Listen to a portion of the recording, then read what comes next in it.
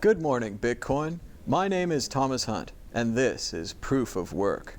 Proof of Work is a show about the people behind Bitcoin, what they do, and how they got here. Our guest today is Peter Todd. Welcome to the show, Peter. Thank you. How's it going? It's a conference. You're in Vegas. You're doing all right? You're up $500. You have a system that wins at craps every time? Hey, we agreed you wouldn't tell anyone about my winning strategy here. Keep the system on the down low. Just stick to the questions Vegas, here. Like, the mountains around Vegas are much more interesting than Vegas. Come on. Vegas is like for middle-aged people who want to like go have a bit of fun. It's more fun on the internet, huh? Yeah. So Peter, we're going to ask you everyone's most favorite and familiar question. What was your first computer? Well, it was actually IBM XT that my parents finally got me from like some business surplus place for literally $50 after I'd been already spending a few years reading programming books and writing code on the kitchen table in pen and ink. So you actually did the pen and ink option. I'd read about it in the books, but I couldn't bring myself to do it. I did not have a computer for the first few years while I was learning programming. So I had to go right up by hand and imagine what it would be like if only I had a computer to execute it. That's amazing. So when you actually did get a computer, did you type in all your old programs, or was it time to write? I did do that, yeah. See how smart you were a year ago. Yeah, test it out, right? Well, you know, it's funny because the first program that I actually ran for a thing was surprisingly complex. It was a thing to go brute force answers to a math quiz we had, where it was a take-home thing. We were supposed to I think it was take the numbers 1995, this is year 1995, and go and figure out how to get all the numbers from 0 to 100 through arithmetic operations. Sure. And the funny thing about it was, of course, I brute forced this and realized, no, this actually isn't possible. Because the way it was written said that the digits, you had to use each individual digit, right, by itself. Yeah. And I proved, no, this is impossible. And I'm like, oh, no, you're supposed to go take the digits and, put them in different orders. Like, come on. This is silly. That's not math. Yeah. No, it was just an excuse to get us to do a bunch of silly homework. Sure. And then you beat them by automating it. Yeah. That's nice. Yeah, I think my first program was much less interesting. It was a basic program that drew a picture of a telephone on the screen and blinked and made music, and it was like da-da-da-da, the end. Yeah. So. But that's amazing. So you got into computers before you had a computer. After you got the computer, how did it change your ability to study programming? Did it accelerate? Did you get distracted? Not that much. You start playing games, all downhill, Lemmings addiction? The truth of it, it's like actually having a computer to go and work on doesn't necessarily change that much when you're talking about an IBM XT. Yeah. You're talking about that early. And in fact, in high school, I did a specialist computer science program, which, once you go through high school, it's kind of like a year and a half of comp sci at a not very good university. But the first thing they taught you was, again, you'd go back and in the class, we'd work on pen and paper with a simulated, a fake, assembly language. Yeah. And walk through how does a computer really work at the low level.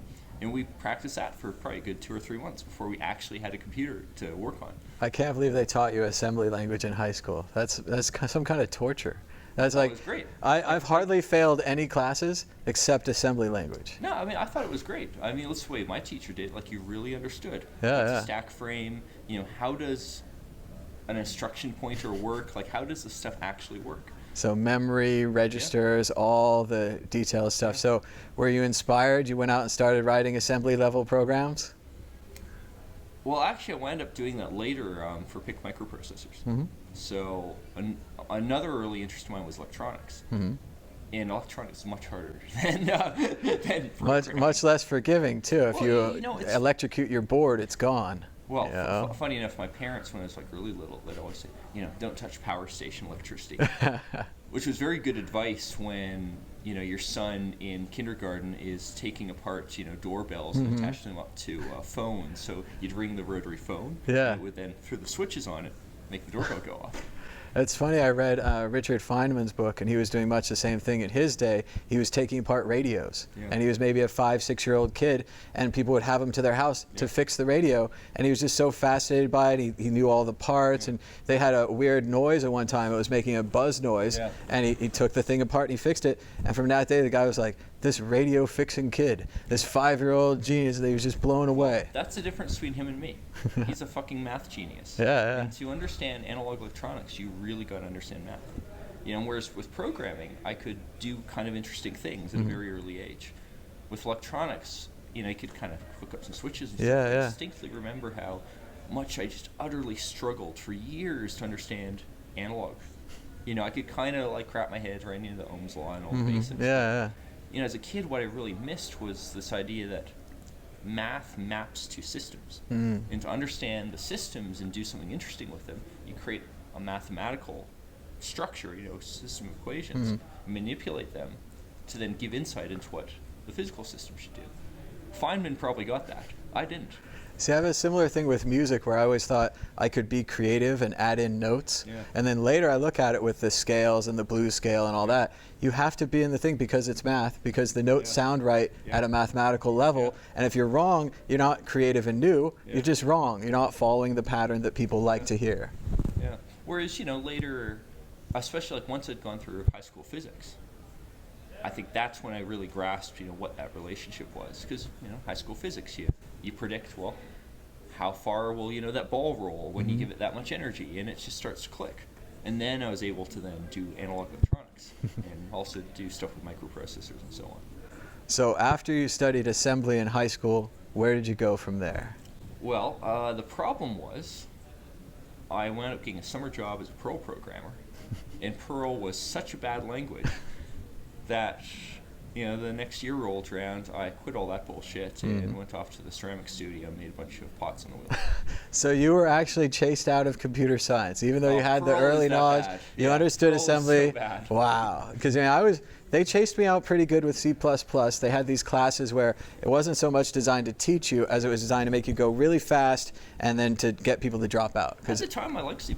Yeah? I learned a bunch of that in high school. I always crashed the compiler. I had totally generic, boring code, and I would crash the compiler. You didn't do enough machine code. There it is. You know, for me, C++ wasn't really a big deal. But Perl was this like fucking mess of poetry. It was terrible. Poetry. And then ironically, I wound up in art school after thinking Perl had too much poetry in it. Wow. So you went to art school. You didn't study computer science at first, or did you change your mind later?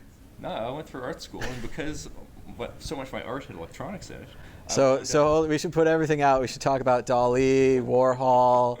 I've seen some great Picassos. They had an exhibit in San Francisco. Are you into that kind of art? Or you learn how total bullshit a lot of this is. And actually, I'm skipping a step too. What I actually did is because, you know, I wasn't good at straight art. I went industrial design. Oh. And, you know, it's a little more science and art, you know, a mixture, But, you know, I'd get into fights with my teachers because they'd do things like, I mean, one really egregious example was my teacher showed off this lamp. And the lamp had this big weight on it. You lift the weight up and the gravity, you know, lights the light up. Okay. And I was like, okay, this doesn't seem right. I mean, I know how much kinetic energy is in that weight and so on. And I did out the math where I was, this is impossible. You know, for that light to give, for that, you know, lamp to give that much light for that time, with that weight, it'd have to be as high as, you know, a skyscraper. Sure. So was it a trick? How did they set it up? It was complete bullshit. They just lied. Didn't work. I mean, see, that's the thing. You can't lie to Peter. I always tell this story about how we crashed that probe into Mars because we didn't convert metrics to feet or whatever. And Peter's always like, no, it didn't crash into Mars. It burnt up in the atmosphere. You'd be fine. If it crashed into Mars, that'd be an accomplishment. See, I'm pretty sure you're lying there because I don't think that would be in the right story. Because had you... I mean, that probe did actually burn up in the atmosphere, but had it actually gone straight in, and my understanding is the atmosphere is thin enough, it probably would have hit the ground. They told me they scheduled it to go underground and that it would go underground because they didn't convert the units. That was my understanding. But you ruined it with this atmospheric theory and all this nonsense. If this was on video, we'd get at Wikipedia right now. Oh, they're in the chat right now. They're harassing us. They're like, you're both wrong. Actually, this happened. So. Actually, the world is flat. And Mars doesn't exist. It's a lie by the government. Well, don't tell Elon Musk and Jeff Bezos because they're both racing to get there. It would be a shame if they got there with nothing. Elon Musk is the biggest fraud artist ever. Don't say that. He's my hope now. I've lost faith in Bezos. Elon Musk is Bezos, so deep the wife in the issue, this new woman, conspiracy. he's going to lose faith on Mars. Elon is our only hope to get out there. Elon is one of the lizard people trying to hide the fact that the world is flat. It's not flat. It's so flat. I've flown around it. It looks round from the sky. Liar. Yeah, I was fooled. It was obviously like No, the time actually, I went to Wyoming, it never happened. The thing you want to do to actually see that the world is round is not in an airplane, because you can't see the curvature no matter how high you are, at least in commercial airplanes. What you actually want to do is you go off to like big body water like a lake and find something on the other side. And I was so happy when I first saw this in Toronto, because I was around Niagara Falls, on the opposite side of the lake. And I looked over and I was, oh yeah, the bottom part of all the buildings on this Toronto skyline are cut off. Because of course, you know, Yeah, 'cause the you're Earth is round. So yeah. I'm only seeing that top bit. And there's a great photo I found once where I was going down a lake with a series of electricity transmission lines, and they go right across the lake. And as you go further along, more and more of the line gets cut off. And that's how you can see the curvature. That's it. Perspective, Yeah. distance. So after you figured that out and you got out of ceramics, how did you go back into computer science and eventually end up in Bitcoin? Well, the thing is, I kind of didn't, right? Yeah. Because, so in art school, I was doing all this electronic stuff, and I wound up getting a job at a geophysics startup. And the geophysics startup was trying to go make a new type of gravity sensor. And initially, I was hired to basically, assemble electronics, build cable harnesses, and so on. And, I worked my way up there and did more and more electronic stuff. And eventually, I was kind of a full-fledged electronics designer. In the U.S., I call myself an electrical engineer, but Canada has rules about that. You You can't be an engineer unless you build bridges. Yeah. But that was the work I was doing, and I actually quite liked it. I mean, analog electronics is really interesting. And I'm off there. Had a dewar of liquid helium by my desk for a few years. Making squid controllers. Every kid's dream to have access to liquid helium. Yeah, there you go. Especially since it's so rare now. The helium itself is more It was and more a lot rare. of money of liquid helium sitting by my desk. But, It would have been a shame if you read one of those articles and you thought it was nitrous and you just snorted it all or something. A real loss for the company. Yeah. Well, but the thing with analog, though, is it's sort of a dead field. It's not dead in the sense that it isn't useful, but it's dead in the sense that there's just not that much innovation happening. In the entire, 6 years I worked doing analog electronics, I couldn't name you a single thing that had changed. I would. Some people would like that, though. They'd see that as job security. You could have been there 50 years. I could have, but how would I go make a name for myself? How would I do anything interesting? See, you challenge yourself. I literally would use textbooks written in the 1920s and 1930s for certain parts of the power electronics. We call those primary source in my business. They were just as accurate then as they were now. The math behind how a transformer works hasn't changed. Except in the movies. The movies are totally different. That's a different type of transformer. They're a lot taller. Laser swords. Laser swords. Yeah, I'm talking about the transformer that converts one type of AC to another, or DC to DC. If you're talking about a theoretical superconducting transformer, we're gonna need one of those. Well, we actually had some of them in our instrument, which was a little mind blowing. Actual DC transformers with superconductors is good. So did it work? Did you build the gravity machine? Well, this gives you a sense of how hard this is. So when I got that job, because on Main Street we go around, walk around, talk about what I do and stuff. And an interesting schedule on the wall. Oh, commercial flights. Oh, interesting. Oh, hang on a second. That was a year ago. And when I left 6 years later, they still weren't getting in revenue.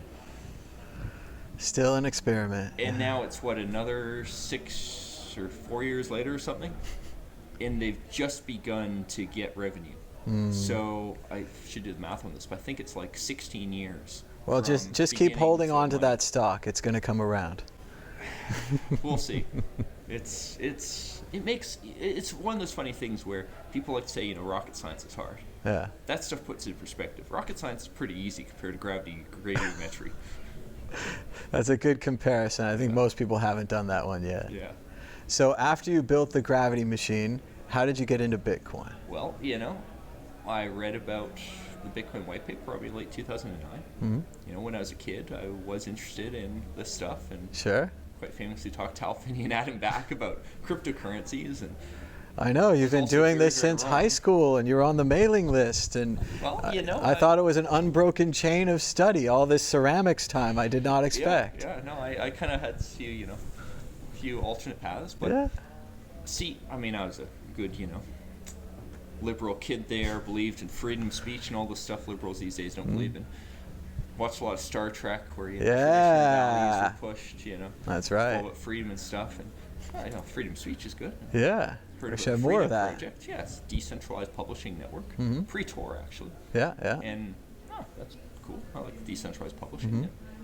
And, me being interested in economics, and my dad's actually an economist. Like, oh, it'd be good for freedom of speech, being able to go pay for it. That would be So good. obviously, having decentralized currency would be great. Yeah. And it's enough of a cypherpunk to know about e-money and stuff, and oh, this is really good. Somehow I wound up on this like Blue Sky mailing list, Yeah. talking about next ideas in decentralization. Of course, the topic of money came up. And like many people, I tried very hard to invent Bitcoin, Yeah. and was very, very, very wrong. Like basically 180 degrees wrong. I don't know. I was pretty close in like 2003. We were talking about kind of the things you talk about, distributed timestamping programs. I was working for lawyers. I understood the value of a The fact you're notary. talking about time stamping just shows you're already on the wrong path. No, it's important. Timestamping, double spending. We're going to solve those problems together. So the thing I got wrong was, at the time, a lot of the discussion was about using proof of work, Hashcash, to limit the supply of coins, Right. which is not where the focus should be. What you need is the proof of work to limit the changes to the ledger. If Bitcoin were launched with there being one coin owned by Satoshi and he sold it to other people, Yeah. it could conceivably still work. Issuing coins as part of the mining protocol is not the key idea. The key idea is making changes to the ledger be expensive.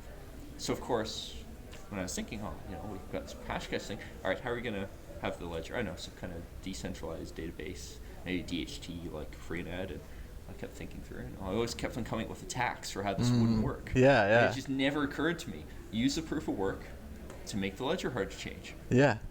Literally one tweet worth of information from the future would probably be enough information to put me on the right path and invent Bitcoin. Well, when I get my time machine set up, look for it. It'll be there. But we were just so utterly wrong. So when I read about the Bitcoin white paper in 2009, my reaction was, fuck, I should have thought of that. And did that make you put it in the past and ignore it? Because I know I can often be that way. Other people invent things. I get jealous, You gotta remember, in 2009, I was at a startup also trying to get a physics degree. Actually, we've been trying to finish my fine arts degree then, part-time, and then soon after then start a physics degree. Well, a fine arts degree can be very lucrative. I could see how you'd want to finish that thing up. Yeah, so lucrative. But I just didn't have time to pay much attention to this stuff. But gradually, as it got more and more interesting, I started doing a bit of stuff kind of on the side and looked into it, arguing on Bitcoin Talk and so on. And eventually, I had an opportunity to quit the job and work on this full time. Wherever there's people to fight with, Peter will be there. Damn right.